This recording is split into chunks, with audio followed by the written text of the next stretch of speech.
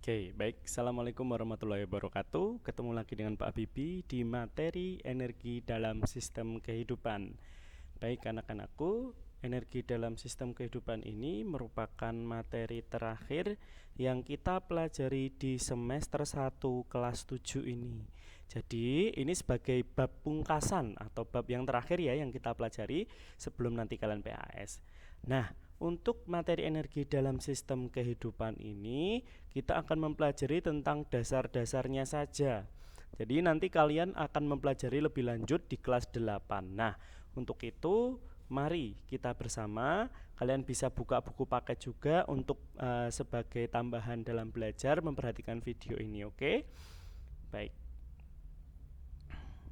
Oke, sebelum kita lebih lanjut tentang energi, coba bayangkan kalian selama hari-hari biasa bisa menjalankan aktivitas itu karena apa?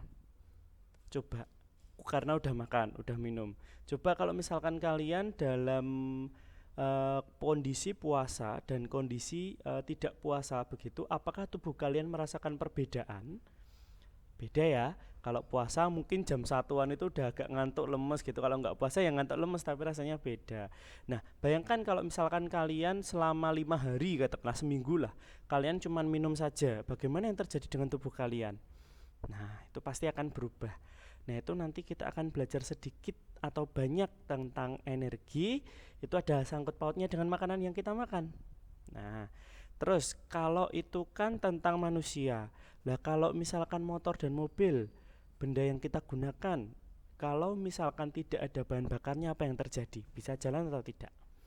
Nah, tentu saja tidak bisa jalan ya, karena semua makhluk hidup maupun benda mati yang digerakkan itu butuh energi. Nah, apa sih sebenarnya energi? Nah, kita akan pelajari di bab ini. Oke, kita akan mempelajari apa saja. Yang pertama, nanti pengertian energi, yang kedua nanti bentuk energi, yang ketiga sumber energi dalam kehidupan kita, dan yang keempat adalah makanan nanti sebagai sumber energi. Oke, dipahami terlebih dahulu. Di buku paket ini sudah ada. Nah, di sini saya hanya menjelaskan secara singkat dan poin-poin pentingnya saja. Oke. Nah, pengertian energi. Jadi energi itu apa sih? Energi adalah kemampuan untuk melakukan suatu usaha, kerja, atau melakukan suatu perubahan apapun itu. Misalkan kalian bergerak, itu berarti yang disebabkan oleh tubuh kalian sendiri, itu berarti kalian melakukan sebuah usaha, kan begitu. Berarti itu energi, ada energi yang dikeluarkan. Seperti kemarin kita belajar tentang kalor, ada perubahan wujud, ada perubahan suhu. Berarti di situ ada peran energi, energi kalor begitu. Terus ada juga misalkan energi gerak.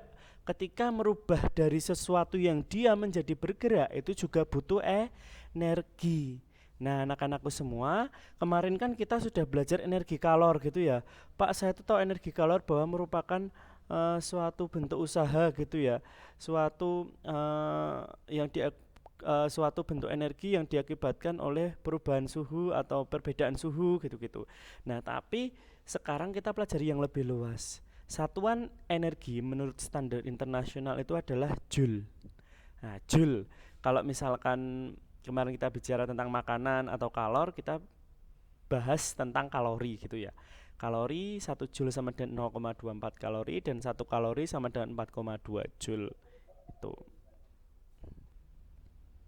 Ya, next one, kita mempelajari bentuk-bentuk energi itu apa saja. Nah, kalau kita meniti dalam kehidupan kita itu sebenarnya sangat banyak energi, karena energi itu tidak dapat diciptakan maupun dimusnahkan, tapi energi itu dapat berubah bentuk. Jadi kita tahu bahwa si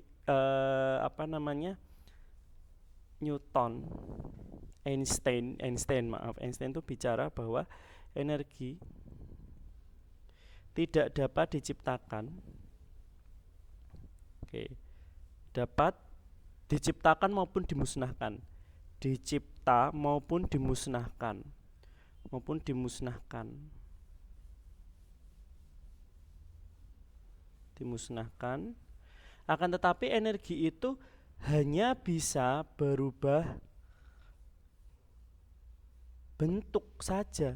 Nah, misalkan kalau kalian dulu SD sudah belajar ya energi, perubahan bentuk energi, misalkan dari menyalakan listrik menggunakan baterai, misalkan dari energi kimia menjadi energi listrik dan lain sebagainya. Nah, ini kita nanti akan mempelajari hal-hal seperti itu, tapi singkat saja.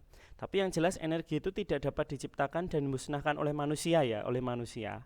Nah, itu. Nah, ini ada 4 jenis energi yang akan kita pelajari di kelas 7, 8, 9 ini.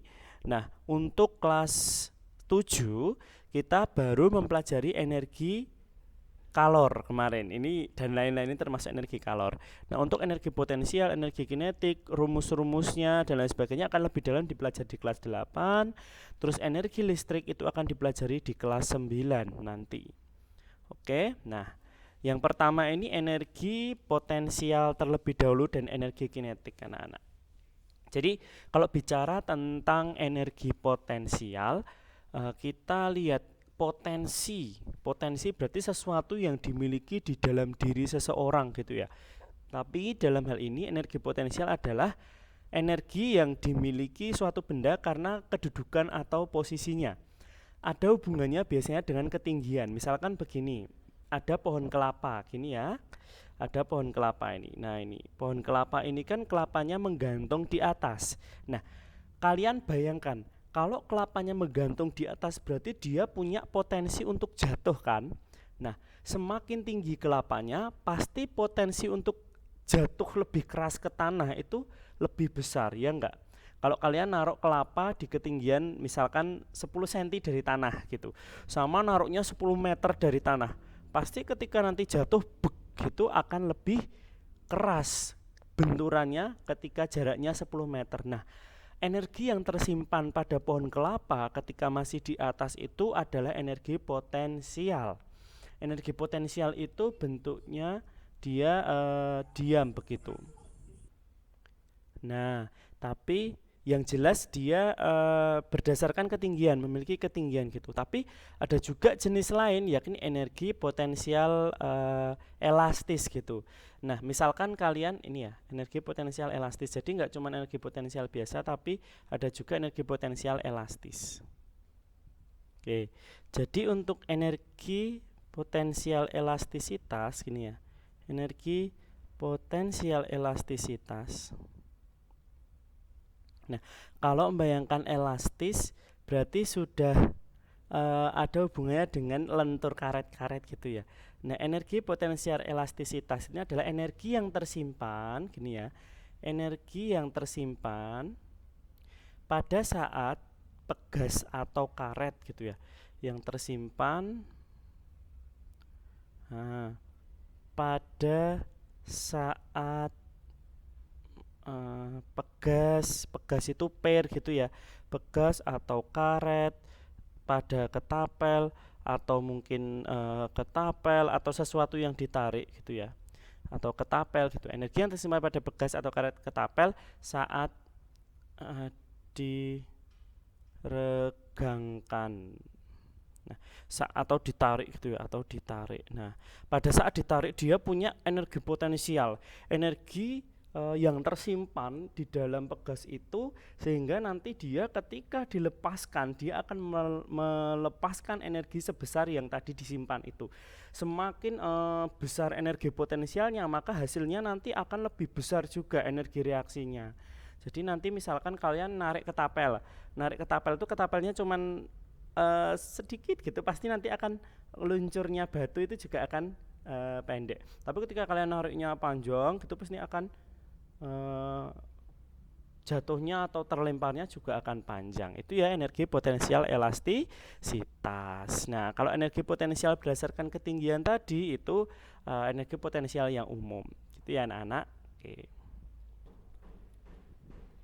Nah, untuk selanjutnya energi kinetik. Nah, energi kinetik itu adalah energi yang digunakan saat benda itu sudah bergerak.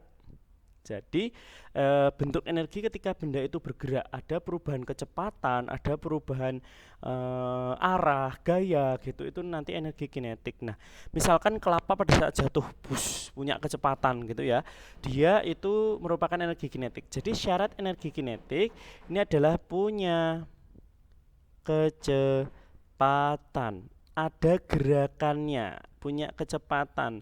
Misalkan mobil melaju gitu ya, misalkan mobil melaju itu juga punya energi kinetik. Tapi kalau mobilnya diem aja itu berarti nggak punya energi kinetik gitu.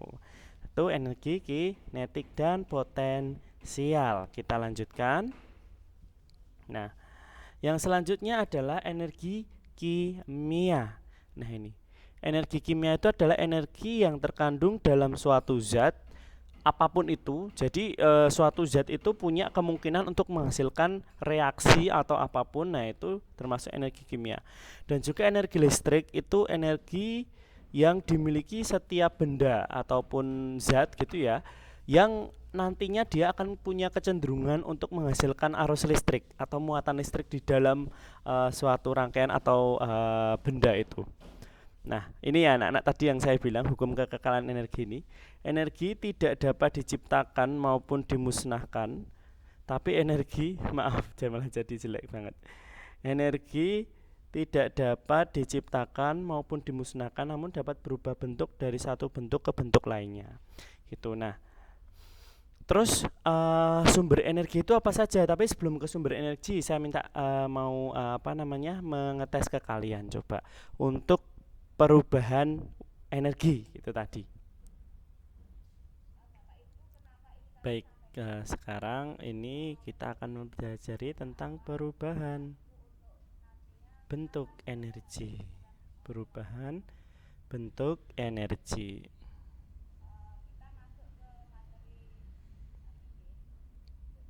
Oke, nah kalau kita belajar tentang perubahan bentuk energi, berarti energi itu bisa berubah bentuk. Nah, ini contohnya anak-anak, misalkan begini, kita menyalakan tadi yang saya bilang bahwa misalkan baterai digunakan untuk misalkan menyalakan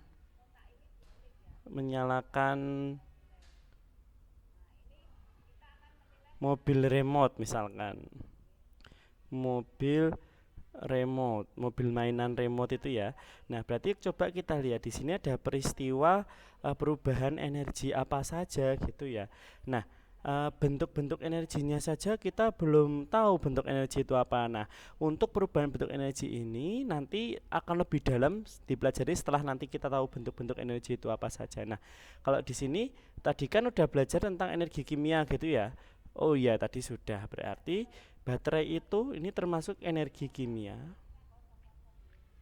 Energi kimia digunakan untuk menyalakan mobil. Saat mobil menyala, itu berarti terjadi energi listrik. Nah, saat terjadi energi listrik ini berarti ada perubahan energi dong dari kimia menjadi energi listrik. Nah, contohnya yang lain misalkan menyetrika baju, misalkan nyetrika baju menggunakan listrik rumah. Nah, menyetrika baju menggunakan listrik rumah, kita bayangkan berarti kita harus colokan ke listrik, berarti ada energi listrik.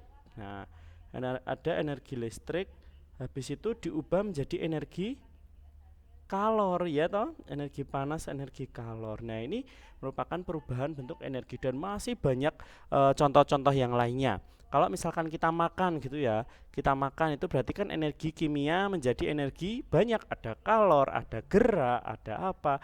Nah, ini tadi belum selesai menyalakan mobil remote, terus kalau misalkan mobil remote-nya dimainkan, energi kimia, energi listrik lalu berubah lagi menjadi energi gerak. Nah, energi gerak. Begitu seterusnya sampai nanti tergantung apa saja sih energi yang muncul begitu. Oke? Oke. Kita lanjutkan sumber energi. Nah, ini. Bro, apa itu sumber energi ya? Aku juga belum tahu. Ayo kita cari tahu yuk. Kita cari tahu bersama-sama. Apa saja sih sumber energi kita? Nah, Sumber energi adalah segala sesuatu yang bisa menghasilkan energi. Loh Pak, tapi kan tadi energi tidak dapat diciptakan Pak. Maksudnya itu oleh manusia gitu loh. Kalau sumber energi ini sudah diciptakan oleh Allah, oleh Tuhan itu sejak zaman dulu begitu anak-anak. Nah ini energi ini didapat dari alam atau mungkin direkayasa oleh manusia dari perubahan bentuk energi. Jadi bukan terus manusia saya akan menciptakan energi ceding gitu, enggak. Tapi ini berasal dari alam yang memang sudah diciptakan oleh Tuhan gitu ya. Nah, yuk, mengapa penting mempelajari sumber energi? Karena kalau kita mempelajari sumber energi, kita jadi tahu, oh ternyata energi ini tuh bisa diperbarui. Oh ternyata energi ini tuh kalau misalkan dipakai terus-menerus bisa habis, sehingga kita dapat menemukan energi alternatifnya. Nah, sumber energi tak terbarukan. Nah, ini coba. Sumber energi tak terbarukan itu yang tidak bisa diperbarui atau memang sudah diciptakan stoknya di alam seperti itu, ya sudah stoknya itu cuman segitu. Nah, contohnya ini. Dulu pada saat Pak Habibie masih sekolah gitu ya, itu tuh bensin itu tuh yang berada di pasaran tuh belum ada kayak Pertamax, Pertalite itu kayak belum ada yang wow gitu. Pertalite itu belum ada anak-anak. Yang ada tuh premium. Premium tuh harganya masih 5.000, 4.000, 3.000-an lah zaman dulu itu. Nah, lama-kelamaan itu bensin semakin mahal mengikuti harga inflasi, mengikuti harga emas gitu, karena memang sumber daya alamnya tidak bisa diperbarui, sehingga memang semakin lama semakin mahal.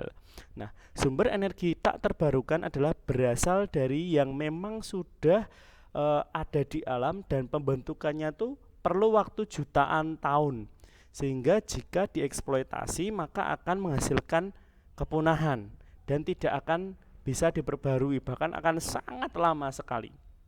Oke, contohnya ini energi hasil tambang bumi, kayak batu bara, kayak minyak bumi, kayak gas dan lain sebagainya. Nah itu contohnya. Terus energi nuklir, nuklir itu didapatkan dari inti uranium dan lain sebagainya. Itu juga zat alam, itu juga didapatkan di bumi kita ini. Nah, besok kalau pengen Pak nuklir itu bagaimana mekanismenya? Besok kita pelajari di kelas 9. Yang jelas, kalau misalkan nuklir itu dia lebih bagus daripada batu bara atau minyak karena sekali saja dipakai itu akan sangat lama. Beda kalau minyak itu kan dipakai terus, dijok terus kayak gitu. Tapi kalau energi nuklir enggak. Satu inti nuklir misalkan uranium seberat berapa kilogram atau berapa gram itu bisa digunakan untuk menghidupkan reaktor selama berapa masa periodenya. Jadi sangat irit walaupun tak terbarukan. Tapi nuklir itu menjadi alternatif anak-anak.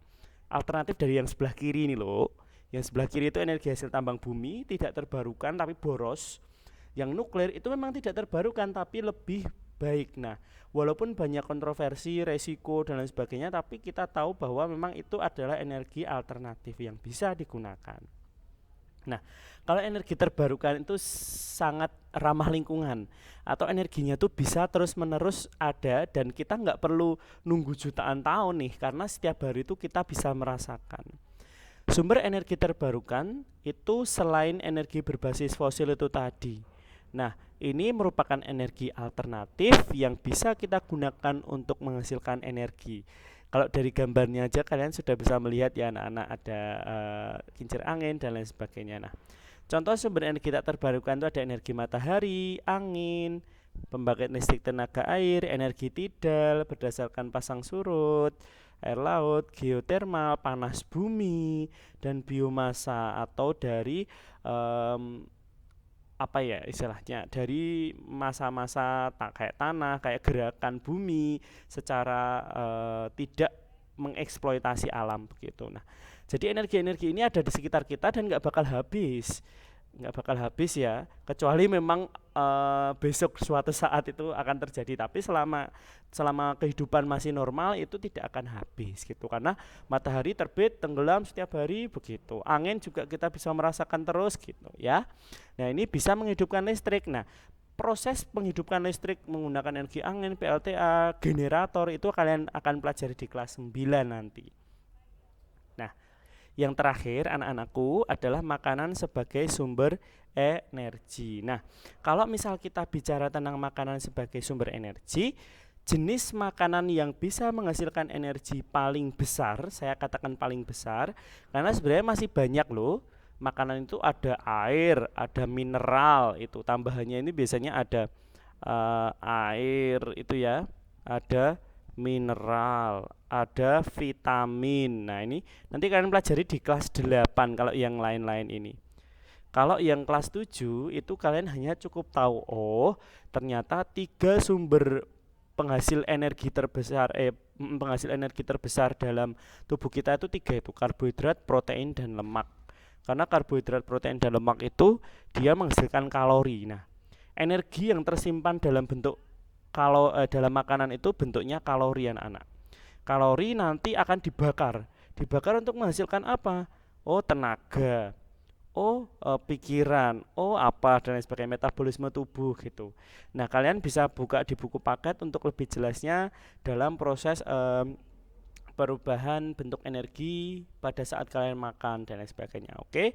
Nah, itu saja mungkin yang dapat saya jelaskan untuk materi tentang energi ini. Tidak banyak, akan tetapi yang penting kalian tahu dasarnya. Sumber energi terbarukan, tidak terbarukan, terus bentuk-bentuk energi dan lain sebagainya. Oke. Nah, anak-anak, untuk transformasi energi dalam sel, bentuknya ada juga metabolisme di dalam sel, ada anabolisme, katabolisme gitu.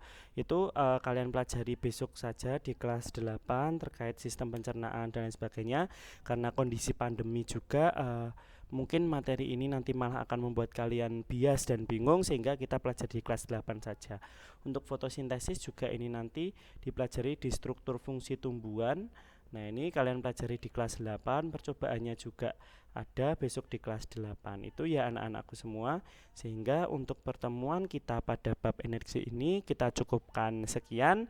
Silakan kalau pengen tahu tentang dua hal ini kalian buka di buku paket, kalian pelajari. Tapi yang jelas esensinya sedikit atau dasarnya kita sudah pelajari di video ini. Itu saja dari Pak Habibie. Sekian, terima kasih. Wassalamualaikum warahmatullahi wabarakatuh.